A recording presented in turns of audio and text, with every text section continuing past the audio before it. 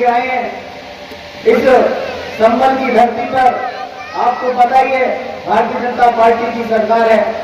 इस देश में भी सरकार है और प्रदेश में भी सरकार है। उस सरकार की योजनाएं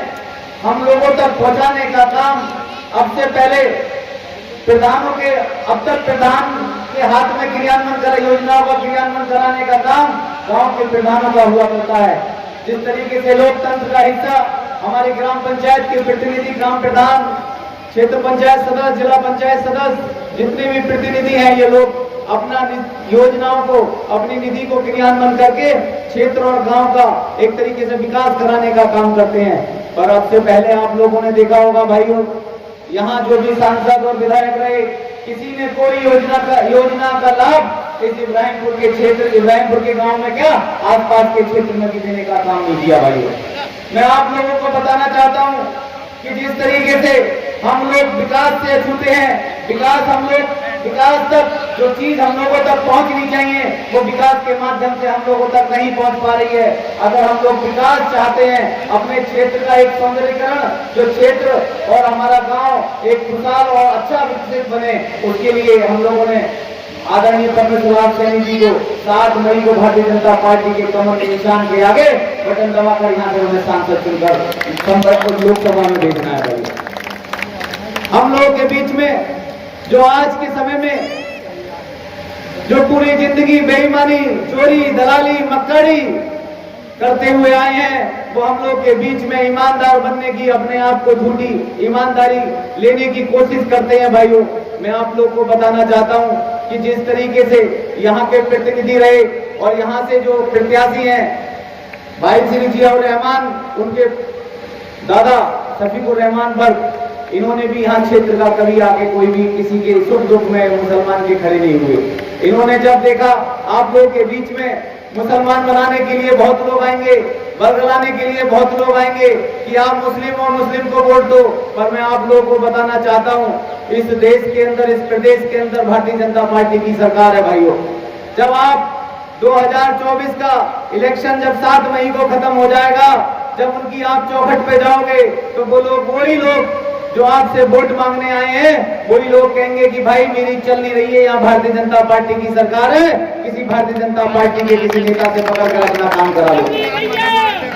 मैं कहना चाहता हूँ, जब भारतीय जनता पार्टी की सरकार, 7 मई से पहले भी भारतीय जनता पार्टी की सरकार है और 4 जून के बाद भी भारतीय जनता पार्टी की सरकार रहेगी, 2027 तक भारतीय जनता पार्टी की सरकार है, 2027 के बाद भी भारतीय जनता पार्टी की सरकार रहेगी। तो आप लोगों को किसी की चौखट पे जाने की जरूरत नहीं है। जब आप काम भारतीय जनता पार्टी से लेंगे तो भारतीय जनता पार्टी को वोट देने का अधिकार आप लोगों का है। मैं बताना चाहता हूं मित्रों, भाइयों, हमारे साजिद सेठ जी यहां से 546 वोटों से इस इब्राहिमपुर में 1947 तक गुलामी की बेड़ियां आप लोगों के पैरों में थी। उन गुलामी की बेड़ियों में आप लोगों ने किस तरीके से अपने परिवार, अपने सगे संबंधियों का, अपने रिश्तेदारों का भरण पोषण इस गांव के अंदर किया होगा, वो हिटलरशाही हमने भी देखी है। अगर उस हिटलरशाही को खत्म करने का काम इस भारतीय जनता पार्टी की सरकार में सिद्ध हो पाया है। भाइयों, अगर वो गुलामी की बेड़ियां आप लोगों के पैरों से निकालने का काम माध्यम साजिद सेठ जी की तरफ से हुआ, तो वो भारतीय जनता पार्टी के होने के कारण हुआ। अगर इस प्रदेश के अंदर समाजवादी की सरकार 2017 में होती, तो इस इब्राहिमपुर गांव कभी गुलामी की बेड़ियों से आजाद नहीं हो पाता। जब आजाद भारतीय जनता पार्टी की सरकार ने आप लोगों को चैन और अमन से जीने का मौका दिया, आपको खुशहाल रहने का मौका दिया, आपको, आपके बच्चों को शिक्षा देने का काम किया, आपके क्षेत्र को विकास देने का काम किया, आपके क्षेत्र में चिकित्सा देने का काम किया, और आपको कहीं मजबूरी भी आई तो भारतीय जनता पार्टी ने कंधे से कंधा मिला के आप लोगों का साथ देने का भी काम किया। भाइयों, मैं आप लोगों से कहना चाहता हूं कि जब ऊपर वाला किसी को किसी अच्छी चीज से नवाजता है तो खुदा भी कई बार सोचता है, भगवान भी कई बार सोचता है। जब इस ग्राम पंचायत से भाई साजिद सेठ जी 546 वोटों से जीते, उसके बाद भी उनके खिलाफ यहाँ के पूर्व प्रधान, उन्होंने पिटीशन डालने का काम किया। क्या 546 वोटों की पिटीशन पड़ सकती है भाई, बताओ? 1 वोट की पिटीशन पढ़ सकती है, 2 वोट की पिटीशन पढ़ सकती है, 3 वोट तक पिटीशन पढ़ सकती है। 546 वोट क्या किसी ने गलत या भूल को कैप्चरिंग करके डाल दिए? जिनके वहां से जो अपने आप को पूर्व प्रधान है वो यहाँ के बताते हैं यहीं उनकी शादी हुई, यहीं सब काम हुए, तो अपने ससुराल को भी थाम लेके ससुराल बताते हैं। उन्हें शर्म नहीं आती भाई लोगों, ऐसे लोगों को, ऐसे झूठे मक्कार लोग, ऐसे झूठे मक्कार लोग जो आप लोग को गुमराह करने का काम करते हैं। अब से पहले समाजवादी सरकार में जो प्रधानी रही उसमें रिक्शे और साइकिल वितरण करने का काम हुआ, वो भी खा गए। लैट्रिन और शौचालय 2014 के बाद, माननीय मोदी जी की सरकार आने के बाद आप लोगों को उज्ज्वला योजना, शौचालय, जनधन योजना में इतना पैसा हमारी भारत सरकार, भारतीय जनता पार्टी की सरकार ने इन गरीबों को, इन फुटपाथ और ठेले वालों को देने का काम किया, पर उन लोगों ने, यहाँ के विधायक, यहाँ के प्रधान ने उसमें भी सेंध लगा दी। उसमें भी आप सबसे ज्यादा नाम देखोगे, सब दलाली वाले नाम देखोगे, उनके परिवार के लोगों पे जनधन के ठेला लगाने के नाम पर 5-5 लाख रुपए का कर्जा बैंकों का हुआ है, और वो गाड़ियों से घूमते हैं। वो अपने आप को खुदा बताते हैं, अपने आप को ईमानदार बताते हैं, और ये कसम खाते हैं कि मैंने कभी कोई किसी के साथ गलेबाई नहीं की। मैं आप लोग को बताना चाहता हूँ, पूरा क्षेत्र आज भारतीय जनता पार्टी के साथ खड़ा है, पूरा मुसलमान भारतीय जनता पार्टी के साथ खड़ा है, और वो ये दिखाना चाहता है, जो पूरे क्षेत्र और पूरी लोकसभा की धरती पर, इस बिलारी विधानसभा में जिस तरीके से भ्रष्टाचार चरम पे है, विधायक होने के बाद उन लोगों को ये मलाल है, इसलिए वो समाजवादी की सरकार केंद्र में अपने आप की हिस्सेदारी बताना चाहते हैं कि उनकी दुकानें जो बंद हो चुकी हैं वो दुकानें कैसे चलें, और आने वाले समय में जब 4 जून के बाद इस पूरे देश के अंदर भारतीय जनता पार्टी की सरकार तीसरी बार बनेगी,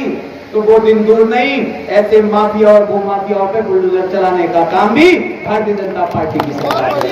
कोई नहीं बख्शा जाएगा। चाहे कोई प्रतिनिधि, चाहे कोई विधायक हो, चाहे कोई मंत्री हो,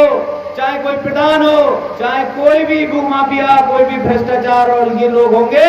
उनके साथ भारतीय जनता पार्टी की सरकार जो सबका साथ और सबके विकास का वादा करती है, आप लोगों के प्रयास से, वो प्रयास आप लोगों के माध्यम से सफल होने वाला है।